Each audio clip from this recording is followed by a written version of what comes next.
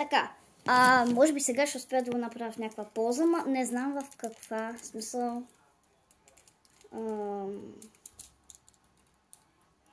Не знам.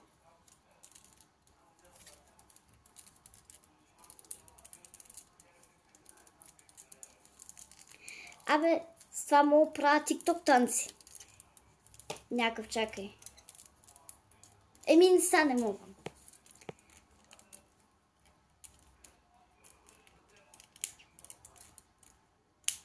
Моля го направя да лети.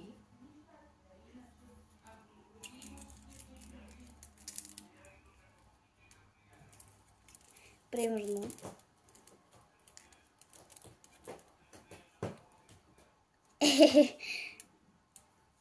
За сега ще го оставя така. И стои ли?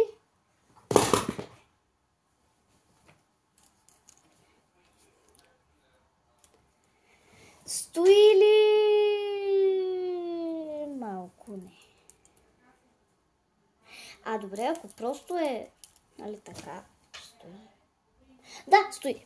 Добре, това няма значение. Продължаваме.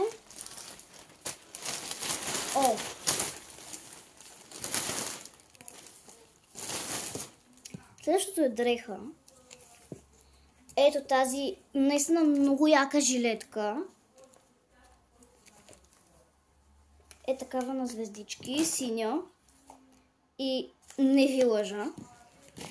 18 лева намалено. Не се вижда, но 4 лева. Тази жилетка от 18, 4 лева. Човек, аз просто се пръснах, като го видях това. И си викам, не, някой е махнал, примерно, ако са били чорапи, и имам пак някакво такова намаление, да е махнал, нали, да са стрували 4 лева, да е махнал това. Опа. И да го е сложил на жилетката. Ама, не, наистина 4 лева. Много е яка, наистина. Ми харесва.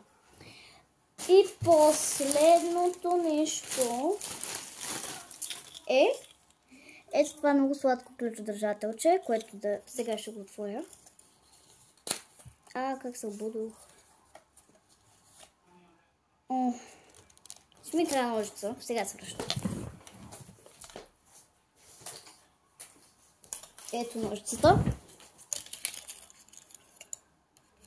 То е с свинска опашка.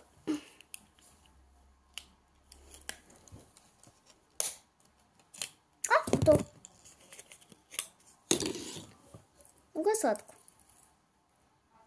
Има и такова меченце и пулкаво бяло зъбчице.